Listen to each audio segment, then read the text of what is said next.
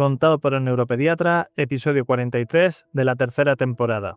Bienvenido a Contado por el neuropediatra, con el doctor Manuel Antonio Fernández. El programa donde aprenderás y comprenderás las claves fundamentales del aprendizaje, la conducta, desarrollo, la crianza y la educación de los hijos, así como sus dificultades y alteraciones, para prevenir problemas y evitarlos detectándolos de forma precoz, para actuar de la forma más adecuada lo más rápido posible y así tratarlos y corregirlos. Todo esto guiados y acompañados por Manuel Antonio Fernández, el neuropediatra. Y un magnífico equipo de profesionales especializados en neurociencias. Testimonios en primera persona. Colaboración de expertos de diferentes ámbitos. Algún que otro personaje famoso. Y todo lo necesario para conseguir tus objetivos parentales. Este programa es para padres responsables e implicados al 100% o al 200% en el proceso de crianza y educación de sus hijos, neurotípicos o neurodiversos, con capacidades habituales o capacidades especiales que quieran algo más para ellos. Para padres luchadores e inconformistas que están dispuestos a darlo todo por su familia, a emprender, a aprender, a esforzarse y a ofrecer lo mejor de sí mismo por sus hijos. Este programa está imaginado, pensado, creado y desarrollado especialmente para ti. Hola a todos, bienvenidos a un episodio más de este podcast y video podcast que ya sabéis que contamos tanto para Spotify en Contado por el Neuropediatra, tanto para como para nuestro canal de YouTube, @el Neuropediatra. Ya estamos cerquita de los 200.000 suscriptores, estamos en 197 casi. Y darle a seguir, campanita, me gusta y demás, porque tenemos como objetivo llegar a los 200.000 antes de final de año. Y ya sabéis que muchos de los que veis estos vídeos al final se os olvida, no le dais, os perdéis y no os acabáis de suscribir. Dicho esto, que tengo que hacer la cuña publicitaria, hoy vamos a hablar de dos temas que son tan importantes como frecuentes y pocos conocidos, cada uno por separado, vale, pero incluso todavía es peor cuando son juntos, que son el TDAH y además el síndrome de Gilles de la Tourette. Hoy vamos a hablar con Millán Oneto, que las conoceréis mucho porque ella, aparte de ser cantante, bueno, aparece en el Fallas, el Carnaval, etcétera. Si veis su Instagram, os va a encantar, os lo adelanto. Pero ella, además de todo esto, es madre de 2 niños mellizos de 12 años con un diagnóstico combinado de Tourette y de TDAH. Como podéis entender, esto es para el día a día algo complejo y precisamente por esa necesidad de visibilizar, de dar a conocer y de entender todo esto, ella ha creado el proyecto Tic Tic Tourette, desde el que comparte, bueno, su experiencia, su sensibilidad, la realidad del día a día de vivir con esta situación. Y vamos a hablar de esto ¿para qué? Pues para que nos cuente cómo va a ser, o cómo ha sido, mejor dicho, ese camino que ha ido avanzando, como yo siempre digo, y cuento en mi libro sobre TDAH, desde la oscuridad hacia la luz, es decir, ese conocimiento, aceptación, entendimiento de cómo ha ido acompañando a esos hijos y de las cosas buenas y las cosas malas que se ha ido encontrando por ese camino, porque al fin y al cabo sabemos que esta situación se da en el día a día.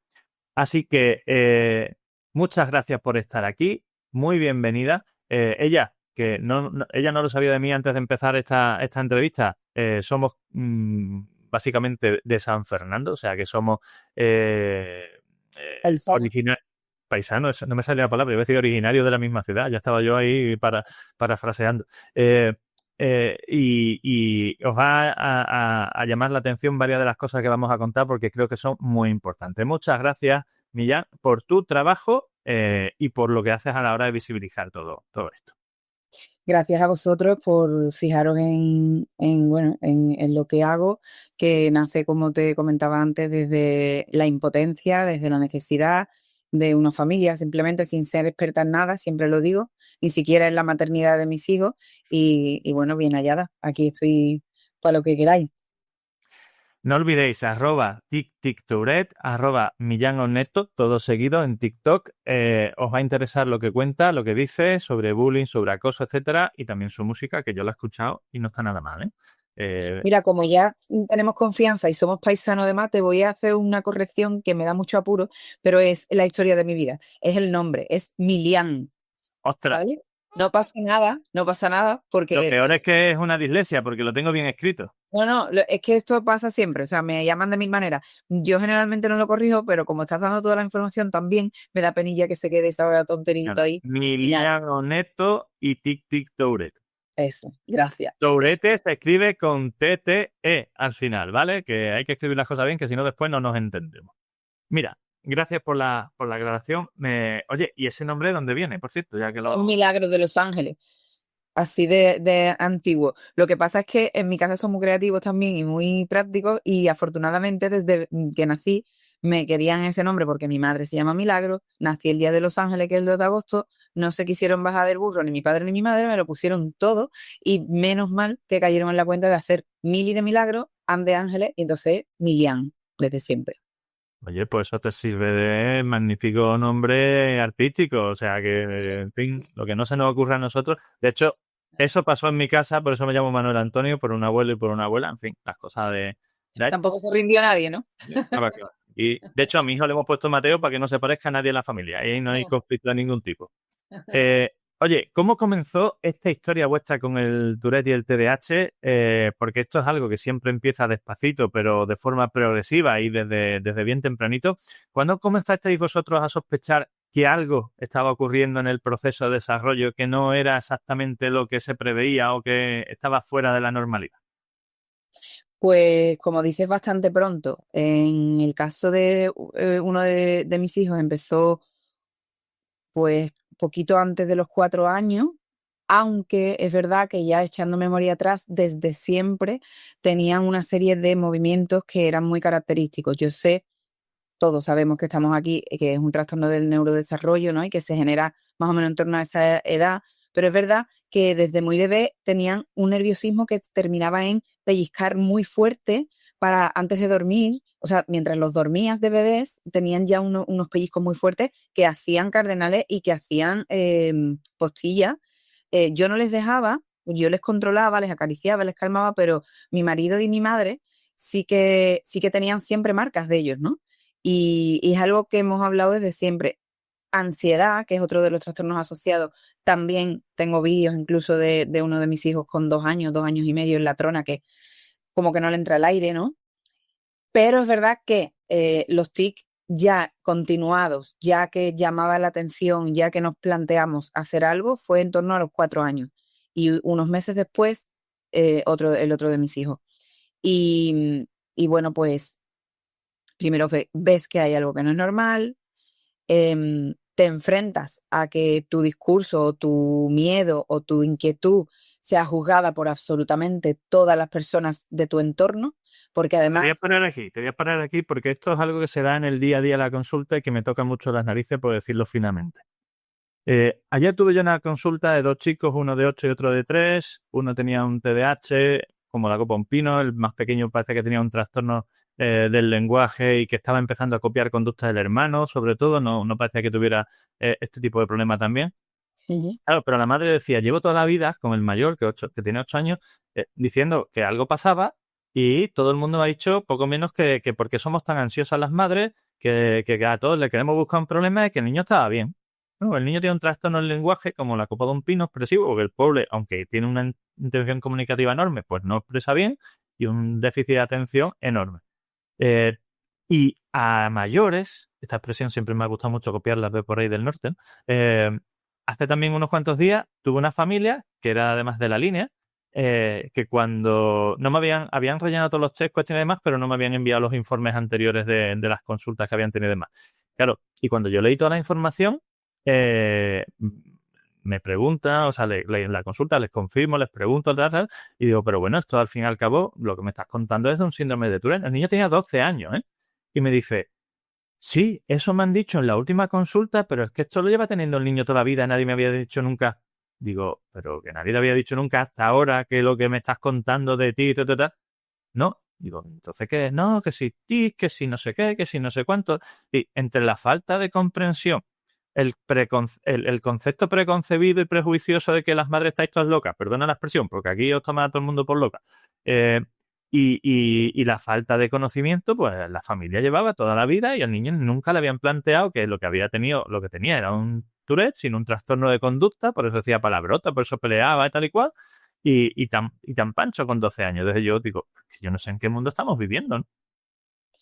Bueno, pues en uno que para empezar dice que todo el mundo tiene algo. No, pero en verdad todo el mundo tenemos algo, no, todo el mundo no tenemos algo. Hay personas que tienen un diagnóstico, que han pasado una serie de pruebas que, aunque no sean clínicas, porque no se ve a través de una analítica, que precisamente esto a lo mejor es una de las cosas que más juega en nuestra contra, que es tu visión, tu observación, tu conocimiento de tu hijo, tu manera de estar atenta o atento, y luego que haya una valoración que en un momento determinado tenga en cuenta esto, ¿no? Nosotros hemos ido muchas veces a una consulta, recuerdo en neurología, llegar con los dos y decir, hablar de la situación, ¿no? Y decir, pero los dos, como diciendo, o sea, a mí me entraban muchas veces ganas de decir, señora, yo no tengo ninguna gana de que no los dos, sino ninguno tenga nada. O sea, me encantaría que usted me dijera, mira, esto es lo que me dijeron al principio, ¿no? Pueden ser tics infantiles y que se les pasen, ¿vale? Cuando yo veo que a mis hijos no se les pasan, sino que se les complican y además pasan de ser físicos, de ser movimientos involuntarios a ser ya sonidos también involuntarios, guturales, toses, o sea, es que ya, basta. O sea, yo tengo un vídeo de uno de mis hijos que parece de verdad que perdóname la expresión porque no sé cómo decirlo mejor, pero parece que le está dando algo, que le está dando un ataque de algo. De un ictus o cualquier victoria. Un retorcimiento que se quedaba como cogido a un lado, o sea, era una cosa muy desagradable y luego que les han generado un daño físico. Mis hijos han tenido en las plantas, en las palmas de las manos, como estigmas de darse así. ¿Cuántas veces te tienes que dar así para esto? O se ha modificado el nacimiento de la uña porque metían una debajo de la otra, o se han hecho una postilla aquí que ha salido con esto lleno de sangre de darse así durante días y horas y millones. El otro día me decía la madre de un paciente sobre el padre, ¿vale? No sobre el hijo, sobre el padre. Dice, porque además tenían una tensión ahí en la consulta porque se llevan bien, pero el padre tiene el perfil parecido al de los hijos, etcétera. Entonces decía, señala al doctor el cuello. Y el padre dice, señala al doctor el cuello. Dice, ¿qué es que tiene esto de aquí en carne viva? Está todo el día así con el cuello, y si no con la mano. Y dice, y no lo enseña porque le da vergüenza, pero no lo quiere reconocer. Digo, sí, es que estas son las cosas que pasan de niño y después de adultos, y no le echas cuenta, pues al final siguen pasando, ¿no? A ver, por ordenarme un poco, nosotros sospechamos que síndrome de Tourette. Yo conozco el síndrome de Tourette porque mi hermana mayor, ¿vale? La que me antecede, somos 4, la que me antecede, toda la vida ha tenido tics, toda la vida ha sido, ay, qué revoltosa es esta niña, o ay, qué inquieta es esta niña, o deja de hacer monisqueta, deja de hacer figureta, las cosas de hace 49 años. Es una frase muy gaditana, efectivamente. Claro, pero además es que es natural, porque hace 50 años casi no había las herramientas que hay ahora. Entonces, yo conozco el síndrome de Tourette, vamos, y quiero decir, mis padres lo han hecho estupendamente con las herramientas que tenían. O sea, yo no hay ninguna queja al respecto, pero es verdad que saliéndome de mis padres, yo pienso, había un entorno que eran educadores, que había, en fin, el desconocimiento, ¿no? Lo que siempre hablamos. Entonces, yo conozco el síndrome de Tourette porque yo en realidad me lo he vivido toda la vida en mi hermana, aunque no he estado diagnosticada. A mi hermana la diagnostican porque ella toma el impulso a raíz del diagnóstico de mis hijos un mes después que a ellos, con 47 años, que es algo que me parece súper valiente, porque no es fácil mirar adentro a ese nivel con esa edad, a esas alturas de la vida. Sin embargo, me parece que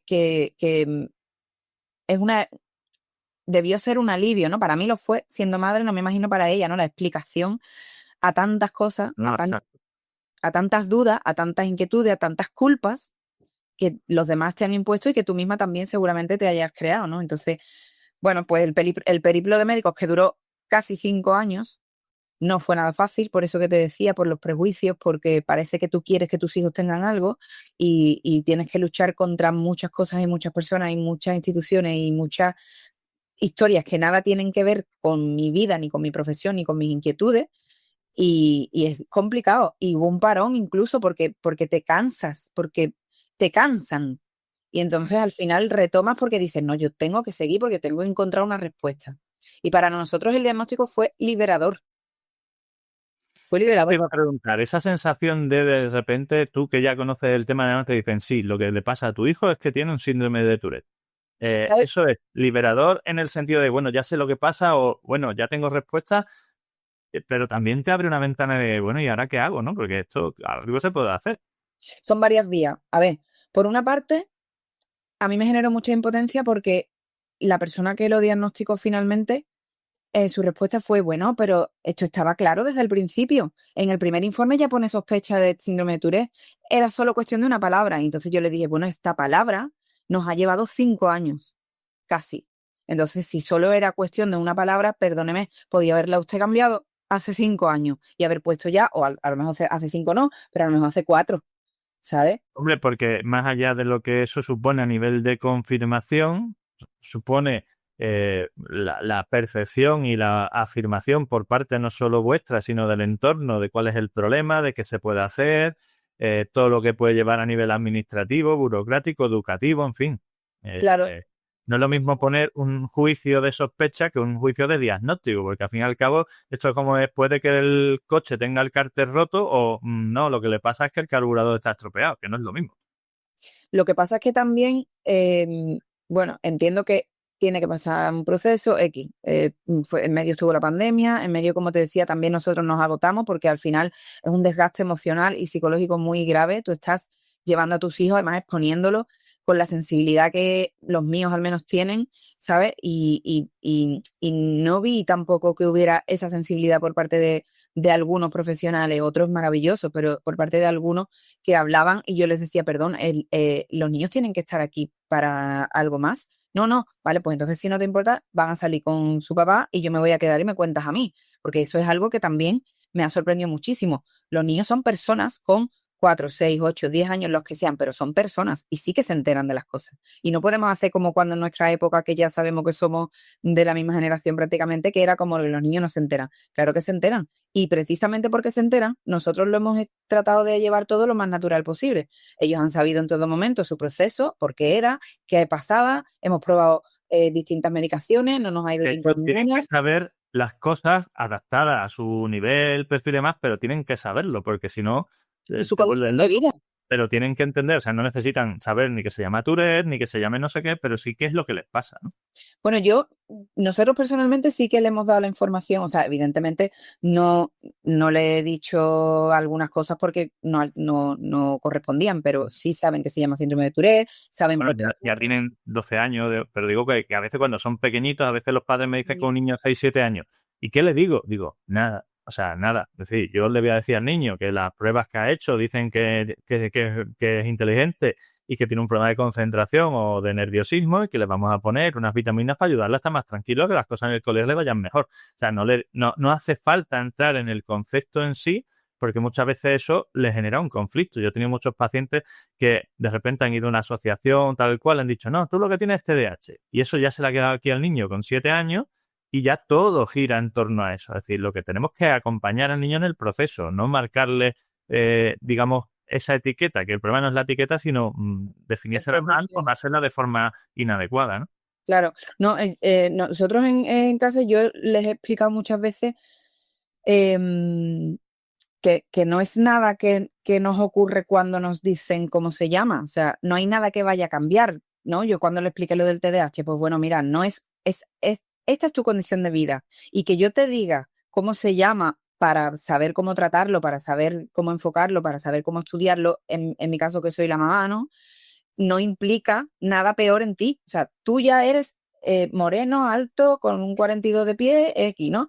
Y esto es tu realidad. Ahora yo te voy a contar, igual que te digo que tu pie en este tamaño es un número 42, pues te voy a contar que esto que te ocurre por esta razón. Entonces, a nosotros nos va bien, pero porque lo naturalizamos y porque ellos también es verdad que son especialmente inteligentes. Entonces, lo que yo no sabía, volviendo un poco a lo del diagnóstico, que fue un duelo, yo sentí un duelo absoluto y lo transité como tal, es que te centras en lo del síndrome de Tourette, pero yo, por ejemplo, no tenía la conciencia porque no había entrado todavía, no había querido, no ni había podido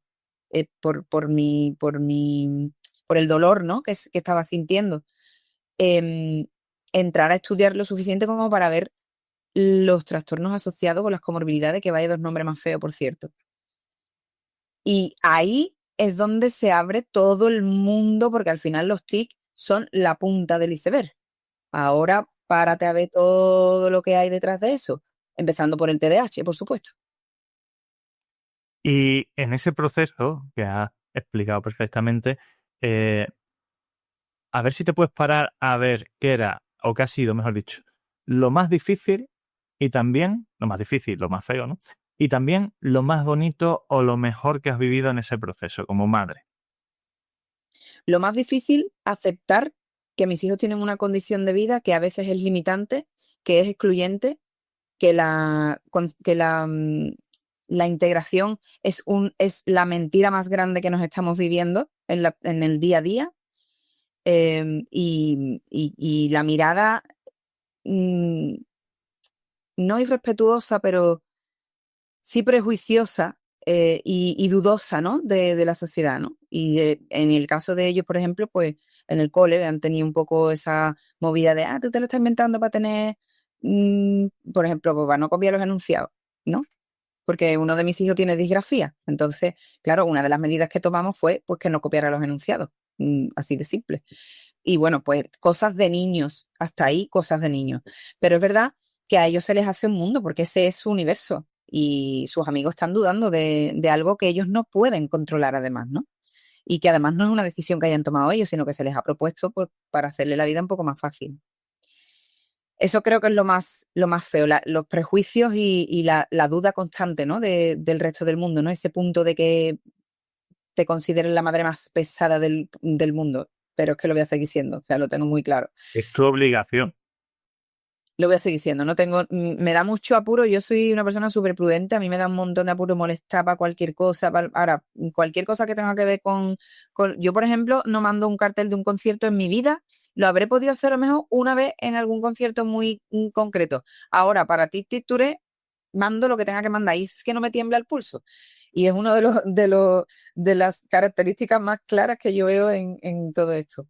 Lo más bonito, pues no sé si el autoconocimiento, ¿no? Y el nivel de profundidad de relación con mis hijos, porque creo que habría tenido una relación intensa igualmente, pero me parece que tener que explicarles tantas cosas y tener que estar apoyándoles en tantas cosas, porque el TDAH es agotador. Yo sé que desde fuera cualquier persona o cualquier padre o cualquier madre que gestiona el día a día de sus hijos me juzgaría, y de hecho me juzgan en algunos momentos por estar tan pendiente de tantas cosas. Me he planteado hacer pictogramas en algún momento, pero es que no quiero. Si yo tengo la facilidad y la capacidad de estar detrás de mis hijos y decirles cada día cuáles son los pasos que tiene que dar, desde que se levanta hasta que sale para el colegio, lo voy a hacer. Y me da igual que pueda parecer que están sobreprotegidos, que me da igual, que mis hijos necesitan un acompañamiento diferente. Y yo tengo la fortuna de tener el tiempo y las ganas de hacerlo. Claro, hacerlo. Mira, te voy a parar en esto porque la gente que juzga esas cosas normalmente es porque no es no es consciente, evidentemente, y además no conoce algunos aspectos importantes. Vamos a ver, esto lo resumo muy rápido. El aprendizaje de nuestro cerebro se basa en la repetición. Si tengo un trastorno del desarrollo que me dificulta este proceso, voy a necesitar más repeticiones. O sea, voy a tener que escuchar lo mismo y hacer lo mismo más veces que otros para conseguir adquirir ese hábito, esa rutina, ese proceso de aprendizaje, ¿vale? Las terapias intentan aumentar ese proceso, esas repeticiones, y evidentemente lo que haces tú con este tipo de intervención es una terapia, entre comillas, pues doméstica para potenciar eso, ¿vale? Los tratamientos pueden aumentar, o mejor dicho, disminuir el número de repeticiones necesarias. Pero, al fin y al cabo, lo que intentamos conseguir entre todos es que ese proceso, en vez de ir avanzando, pero más lento, se vaya intentando equiparar lo máximo posible. Así que si esto es algo que cualquiera en el día a día tiene que hacer y que es importante, y muchos de los padres que nos critican o nos juzgan resulta que al final no hacen ni lo mínimo necesario, pero bueno, eso ya sería otro tema, ¿vale? Es fundamental que esto lo hagas. Y si tienes las posibilidades de hacerlo, oye, pues mira, que venga otro y que, en fin, las envidias y las historias también están ahí presentes y no hay peor enemigo que el que se compara constantemente contigo. Así que allá la gente con su historia. Pues no sabes cuánto te agradezco, porque sabrás que el refuerzo positivo es importantísimo, porque si yo hago algo durante el día más que ninguna otra cosa es dudar de mí. Y es importante que alguien que tiene la experiencia y los conocimientos que tienes tú refuercen, así que te agradezco un montón y prometo no llorar. Es que cuando esto dice, no, es que tienes que dejar a los niños que vayan solos, ya tienen una edad, ya tienen un no sé qué, dice, bueno, hay que dejarlos cuando puedan. Porque Cuando estén preparados, yo les pregunto. claro, En fin, esto es como, en fin, si mi madre cuando yo era pequeño no hubiese hecho, sin yo ser consciente, una vigilancia de dónde yo me sentaba en el colegio, porque yo tengo un problema visual y yo, aunque tengo mis gafas para el hipermetro y medio, yo tengo un nistagmo, mis ojos se mueven, tengo poca agudeza visual, incluso estando en la primera fila me costaba, entonces mi madre me decía, tú cuando llegues primero de casa te pones el primero, ¿vas? Sí, sí. Y yo después he sido consciente de mayor que mi madre, independientemente de eso, iba, hablaba con el profesor, le explicaba no sé qué para que no ocurriera ni... Pues bueno, pues hay que hacerlo. ¿Por qué? Pues porque tú tienes que garantizar el bienestar de tus hijos, ¿no? Totalmente. Y además, de hecho, esto justifica muchos temas ahora mismo de psicopedagogía progre y toda esta historia que es, no hay que hacer deberes, no, los niños tienen que aprender en la escuela y por la tarde, muy bien, pues no es así. El aprendizaje se basa en la repetición espaciada de los conocimientos, las actividades y demás. Si tú no haces esto, no haces deberes, no haces tareas, etcétera, pues al final la capacidad de aprendizaje está limitada. Pero bueno, hoy en día vivimos en el mundo en el que vivimos, como ya sabemos. ¿Cómo se vive esto siendo madre y viendo en el colegio profesores, entornos y demás, cómo lo perciben? Porque hablábamos antes de empezar la entrevista de ahora la frase esta, no, es que ahora todo el mundo tiene algo, es que ahora todo no sé qué, se está maniqueando de una forma demasiado ligera la neurodivergencia, igual que se empezó a hacer hace ya tiempo con el tema de la identidad de género y demás, y hay un componente ideológico que se mueve aquí más allá del científico, que a la neurodivergencia ha llegado también. Entonces, ¿cómo se percibe esto a nivel personal y familiar dentro de ese entorno que es tan a veces tóxico como son las escuelas? Que yo lo vivo con mi hijo. No porque él tenga ningún problema, sino digo el ambiente. Que hay gente magnífica, pero también hay gente, en fin, que se lo tendría que hacer ver. Sí, totalmente.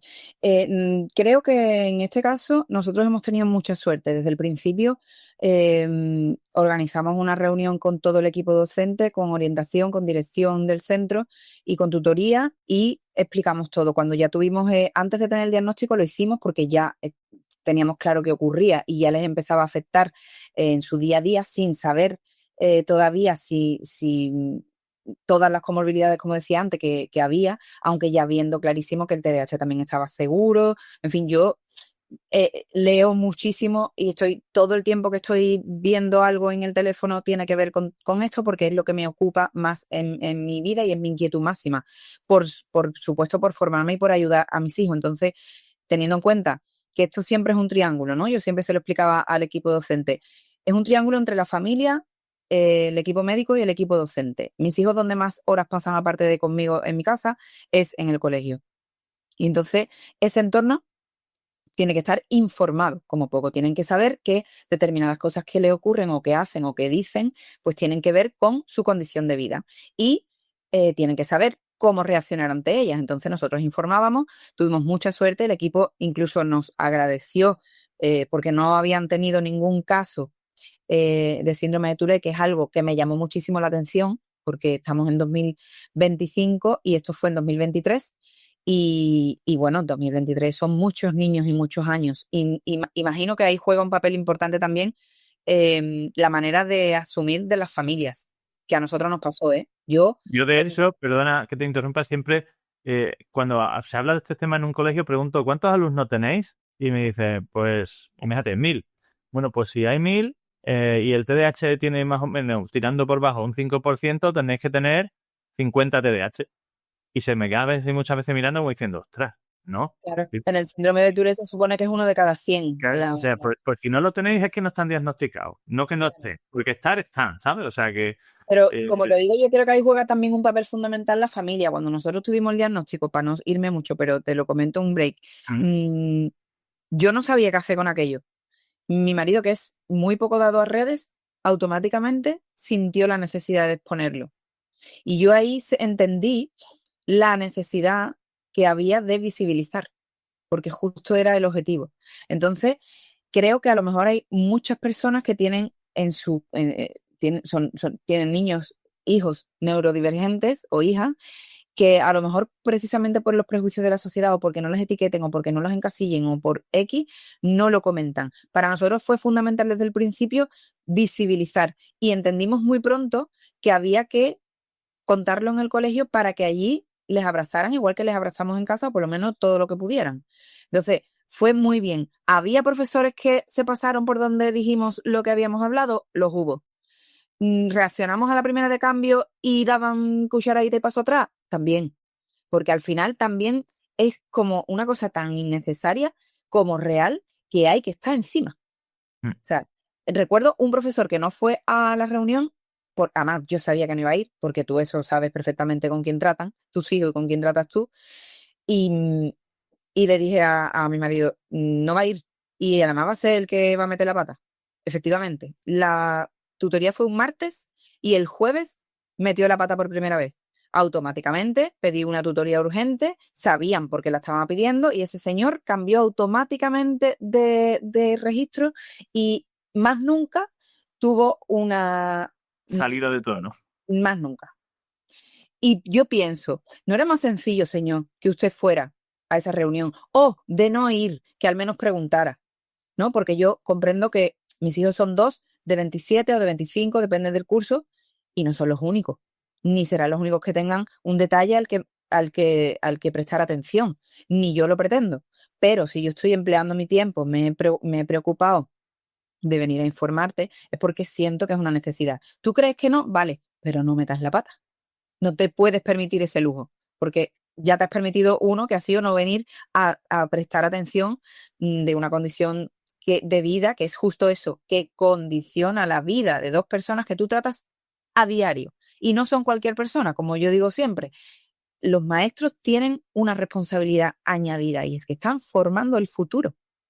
Y no es cualquier cosa. Y si tienes falta de vocación, si tienes cansancio, porque son personas, y yo lo comprendo, o un día malo, vale, yo lo comprendo, lo entiendo. Yo tendré 500 seguro y meteré la pata 1000 veces más que tú. Pero con los niños no te lo puedes permitir al mismo nivel. En general, hemos tenido mucha suerte, mucho apoyo, mucha escucha. A toro pasado también te diré que he sentido algunas carencias que en el momento, como tenía 0 y me daban 1, yo lo sentía 1000, pero luego, a medida que aprendes, que pasa el tiempo, que ves en tus hijos que todo, pues mira, en secundaria que han pasado este año, todas las previsiones eran, pues secundaria, verá, porque secundaria, pues yo estoy feliz con el equipo directivo de secundaria, súper agradecida y de momento están funcionando muy, muy bien, porque además mis hijos han sufrido bullying y bueno, pues es un extra que por supuesto va ligado a todo lo que ellos son y cómo ellos sienten y cómo se expresan y los gustos que tienen y los que no tienen, porque para empezar pues no les gusta el fútbol y eso ya les excluye de casi absolutamente todo. Habría tantas cosas de las que hablar y tan poco tiempo. Ya hablaremos más adelante de muchas de estas cosas porque también tengo una propuesta. Tú te dedicas a la música, nosotros o yo quiero que el año que viene, yo lo llevo postergando bueno de la vida, hagamos un evento sobre neurodesarrollo presencial y me gustaría contar contigo, ya lo hablaremos. Pero centrándonos en la parte más emocional y demás, el humor en Cádiz, por Dios, hay que tomárselo así. Yo siempre en la consulta intento quitar hierro a cosas, sobre todo cuando no son graves, pues si son graves, pues uno se pone lo serio que haga falta, ¿no? Eh, eh, pero hay que darle un cierto tono de positivismo a la vida. ¿Cómo has participado de esa parte en tu situación? El entorno de la familia directa, también cómo apoya o no esta situación. Y cómo has conseguido llevar tú a nivel emocional, como decía antes, con tu marido, a nivel de familia, toda esta situación que ahora visto de pasada, como decías, pues bueno, tiene sus pros, sus carencias, su tal, pero que evidentemente en el momento pues puede ser un mal trago bastante intenso. Bueno, yo tengo que decirte que no siento que haya conseguido llevar. O sea, es el día a día hay veces que mejor y veces que peor. Hace un par de semanas yo, por lo que fuera, estaba tenía menos paciencia, estaba X y tuve momentos muy, muy límites. Luego tengo la fortuna de pertenecer a esta generación que sabemos pedir perdón a nuestros hijos y lo hacemos. Y bueno, pues lo hablo con ellos y me excuso y demás, pero yo me equivoco muchísimo porque además soy la que más horas está con ellos, aunque los dos estamos muchísimo porque somos músicos los dos, entonces tenemos la fortuna a veces de estar fuera mucho tiempo, pero también estamos dentro mucho, ¿no? El día a día es, como te decía antes, agotador. ellos son especialmente intensos, que ya, aunque no tuvieran ninguna neurodivergencia, son hijos nuestros y ya tendrían lo suyo, porque nosotros también tenemos lo nuestro. Dos y mellizos, que no es fácil. Sí.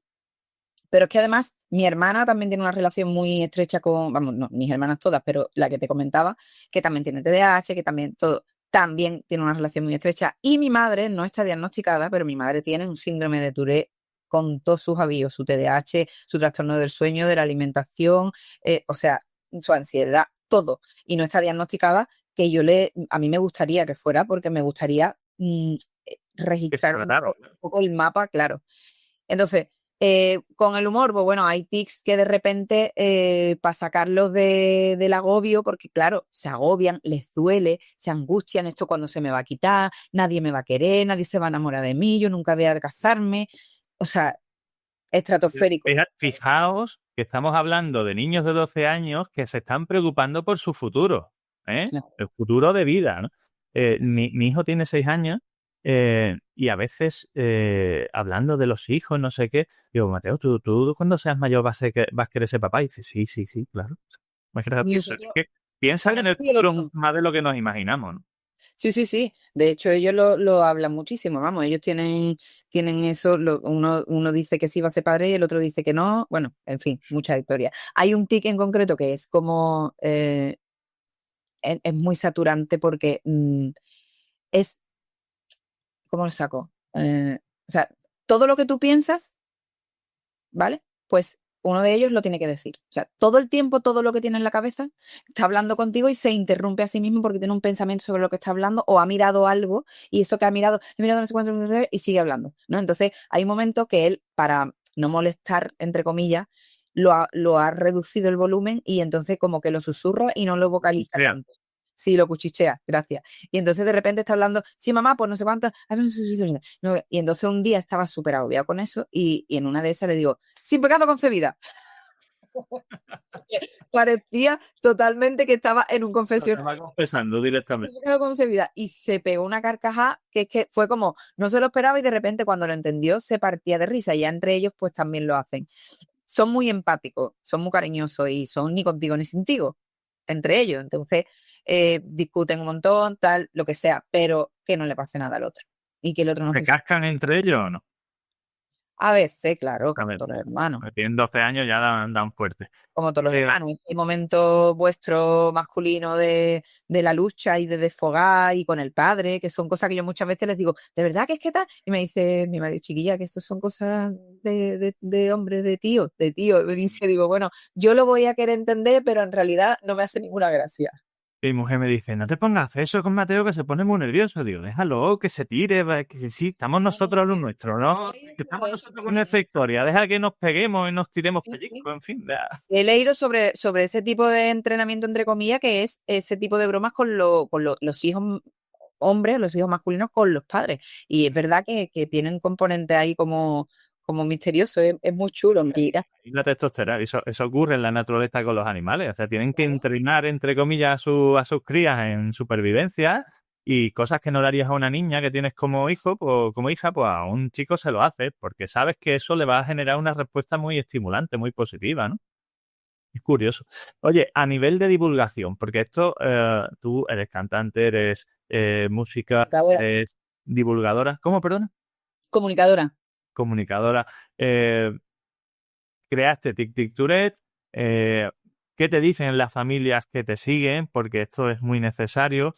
¿Y qué te gustaría transmitir, que la sociedad comprendiera mejor? ¿Y qué le transmitirías tú a las familias que están con sospecha, con un diagnóstico, no, en fin, están ahí a verlas venir o necesitan ayuda, claridad y no acaban de tenerla? Bueno, Tic Tourette nace de la impotencia más difícil de gestionar mía, por mi parte, porque ellos fueron a su excursión de fin de curso y vinieron con un agobio muy grande, lo pasaron fatal, se sintieron súper excluidos, todo lo que habían idealizado durante el año y era una excursión de 3 días, de repente se querían venir el segundo día, en fin, es algo que verdaderamente es limitante y a mí me hundió y en esas veces que uno no puede o no sabe cómo, o yo por lo menos, no sé cómo gestionar la tristeza que supone porque en realidad no es un problema de ellos, es un problema de la sociedad que no está preparada para lo diferente. Lo repetiré hasta la saciedad. La inclusión es una mentira enorme en todos los ámbitos. O sea, Te voy a todo es... hacer dos preguntas. Primero, porque yo tengo mi opinión a eso, yo estuve en colegio igual que tú con 40 alumnos, donde había niños con problemas, y yo te diría y afirmo que en aquel momento, sin PT, sin AL, que no es por criticarle a ellos ni mucho menos, pero sin planes de inclusión y demás, los niños estaban con dificultades, me refiero, estaban mejor atendidos en muchas ocasiones de lo que lo están hoy. ¿Qué me dices de eso?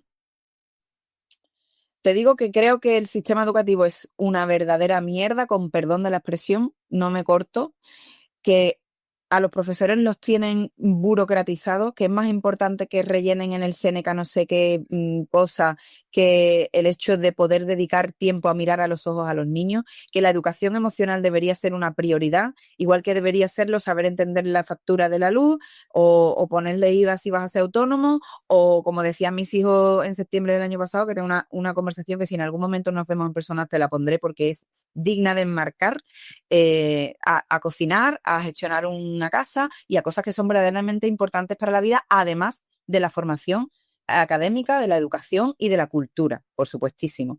Me parece que están instrumentalizados políticamente, que no pueden hacer nada porque es un sistema asqueroso en el que nos han convertido en gestores de no sé qué cosa, y que los profesores no pueden desarrollar como quisieran, probablemente porque el sistema los tiene sometidos y les quita las ganas de la mayoría de las cosas, y creo que hay muy pocos que afortunadamente se salvan, o porque son nuevos, o porque son más prácticos, o porque están por encima de algunas cosas porque ya son vienen demasiado de vuelta. Entonces, ¿he tenido suerte porque hay este tipo de profesores con mis hijos? Sí.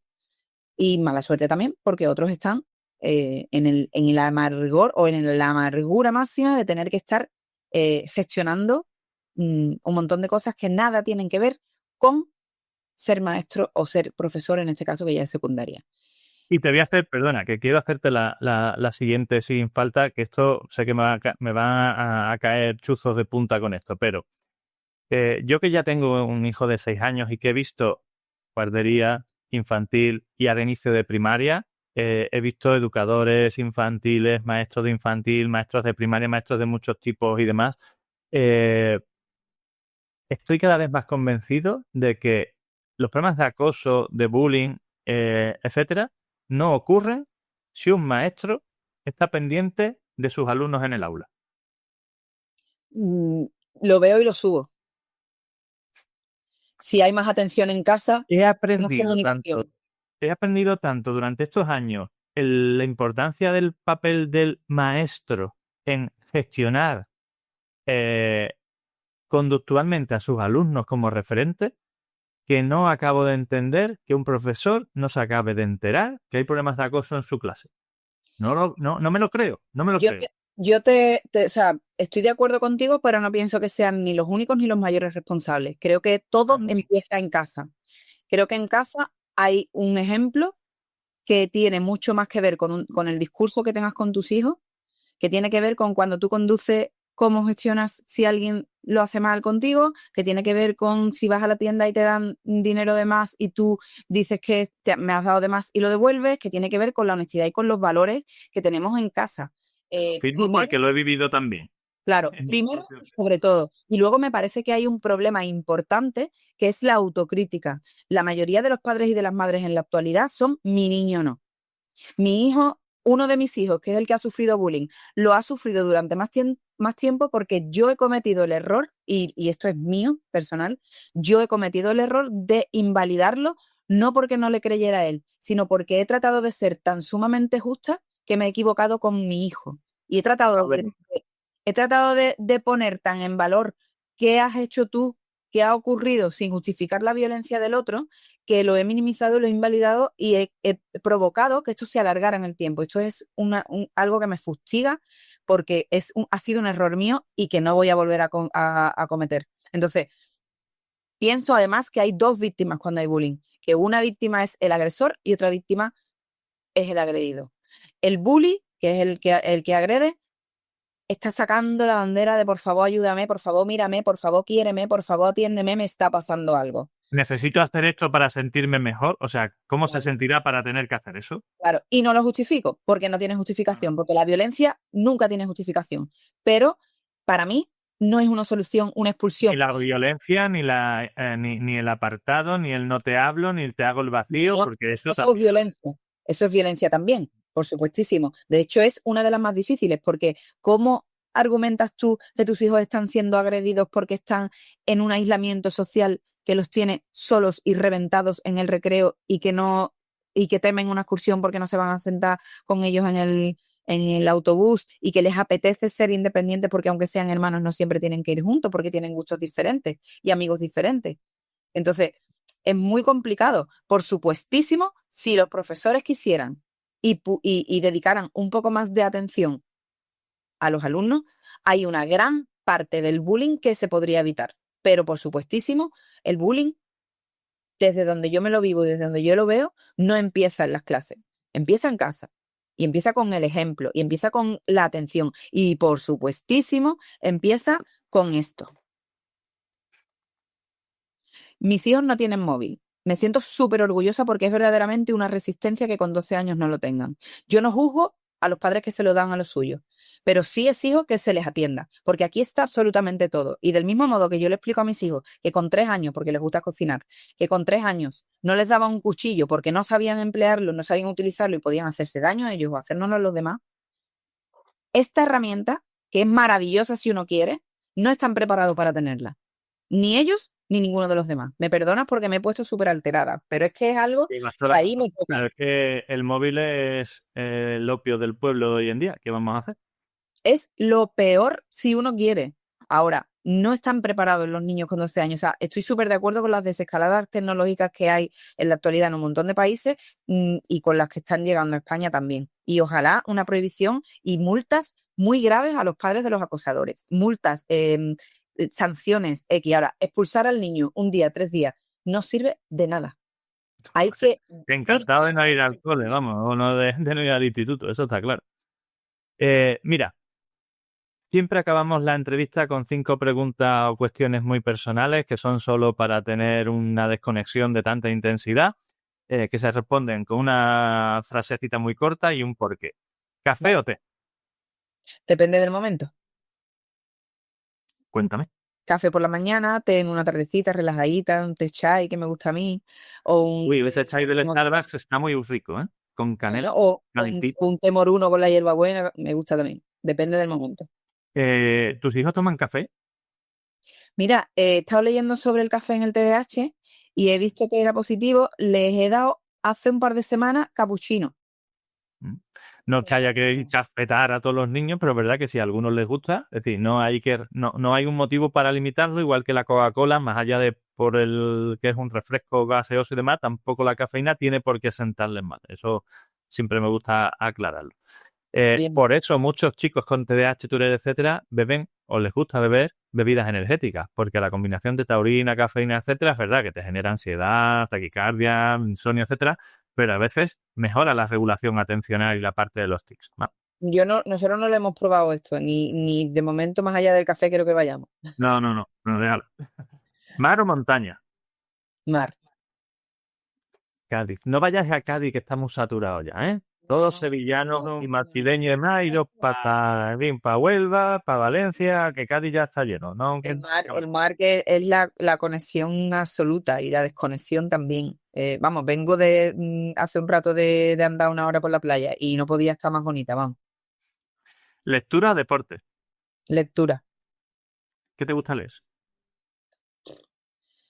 Ahora mismo todo lo que tenga que ver Ese libro no lo conozco, ¿no? con esto, pero me gusta mucho la historia, me gusta mucho la poesía, me gusta mucho las mujeres, las mujeres las sin sombrero, que por ahí empecé, las mujeres autoras, compositoras. De hecho, el espectáculo que está el 27 de diciembre en Las Cortes, que ojalá puedas venir, va de esto, ¿no? Es un trabajo de investigación sobre compositoras y latinoamericanas y españolas, olvidadas y silenciadas por la historia. Entonces ahí me puedo perder.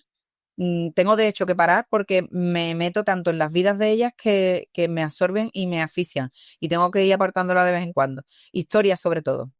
Y psicología. Estaba mirando el 27 de diciembre en que cae. En sábado. en sábado, pues a lo mejor. Pues ojalá. Lo miro. Me queda otra pregunta. ¿Anécdota más divertida en familia o última que recuerde? Lo de sin pecado concebido me ha hecho gracia, ¿eh? Esa es muy graciosa, sí, es que eso, lo que pasa que claro, es como, bueno, sin que se ofenda a nadie, que ahora mismo todo el mundo es susceptible de ofensa, bueno, que es una broma en casa. No sé, ahora es que están muy con todo, claro, les llegan tantas cosas de los demás con respecto a la sexualidad y están además con esa efervescencia hormonal que ahora mismo hay muchas bromas sobre eso, porque también naturalizamos y hablamos claramente en casa y tenemos que explicar cosas que, bueno, en mi opinión no corresponden, pero bueno, si se van a enterar mal en la calle, que se enteren bien en casa. No sé, una anécdota graciosa. Es que no se me ocurre ahora mismo ninguna. Es que ellos están muy sembrados en general porque es que son muy frescos ellos, muy graciosos. No hay que ser decir una cosa concreta, no sé. Son muy bien. No tiene nada que ver contigo, pero el otro día fui aquí en Gines, ha abierto el hijo de un vecino que tengo aquí al lado, un localito para vender patatas asadas. Y el sábado fuimos a comprar para verlo, conocerlo, ¿no? Se llama Ponme, está aquí en Gines, ya le hago publicidad. Y le hice una foto, tengo que subirlo y hacer una composición y subirlo a Instagram y demás. Y ponía en la camiseta la papa que lleva, en plan así de broma. Y estaba cayendo tanta agua que digo, Pablo, vas a tener que decir que para días como estos hay que estar empapado, pero con tus papas, no con... Qué bueno, qué bueno, qué bueno. Pues no se postrea ninguna hora, pero bueno. Bueno, pues cuento un chiste que he escuchado esta mañana al comandante Lara de estos tontos y me ha parecido muy bueno, ¿eh? Dice el marido, Mari, esta mañana he tenido tiempo de quitar los platos, recoger la cocina, limpiar suelo, organizar la casa. Y dice, pues si está todo igual, dice, he tenido tiempo, yo no he dicho que lo hagas. Que lo hayas hecho. Oye, muchas gracias por toda esta información que creo que a la gente le va a ser de utilidad para sentirse identificado, para poder dar pasos en el sentido correcto y hablaremos de más cosas que podemos hacer, no te lo Como queráis. no, te lo garantizo. Cuando quieran, muchas gracias. Gracias a vosotros de verdad por este espacio. Bueno, dime, ¿qué te ha parecido la entrevista y este episodio? Apasionante, ¿verdad? Pues si, como te decía en el episodio inaugural, te emociona y te hace vibrar la posibilidad de convertirte en referente en tu área dentro del sector del neurodesarrollo, ya sea como padre, como educador, como sanitario o como terapeuta, para liderar este movimiento y ayudar a tu hijo, a tu alumno o a tu paciente en su proceso de educación, crianza y desarrollo, estás más que invitado a este ilusionante camino. Únete a nuestra comunidad y difunde nuestro mensaje. Hazlo llegar tan lejos y a tanta gente como puedas. Padres, amigos, compañeros, grupos de WhatsApp, redes sociales, te lo agradecerán, te lo garantizo. Y si quieres profundizar en alguno de los puntos que tratamos en este podcast o necesitas ayuda para la evaluación, el diagnóstico, la terapia o el tratamiento, ya sea presencial o online, de problemas de aprendizaje, conducta, maduración, desarrollo, relaciones sociales o autoestima, y también para situaciones específicas como el TDAH, la dislexia, las altas capacidades, el retraso madurativo, el autismo, las PERS, la epilepsia, la migraña o los trastornos del sueño, ponte ahora mismo en contacto con nosotros en elneuropediatra.es, donde además también encontrarás cientos de artículos de gran claridad, de gran información y de gran relevancia sobre estos temas y, algo aún más importante, guías de orientación para familiares de apoyo en el camino de estos procesos. Y además, me tienes en YouTube, en Facebook, en Twitter o X, como se llama ahora, Instagram, LinkedIn y hasta TikTok. Y por si fuera poco, estamos también en nuestro canal de difusión que acabamos de abrir y que estamos desarrollando y que desarrollaremos a lo largo de esta temporada en WhatsApp. ¿Qué más se puede pedir? Pues no te preocupes, porque evidentemente no vas a tener problemas para encontrarnos. Un fuerte abrazo y hasta el próximo episodio.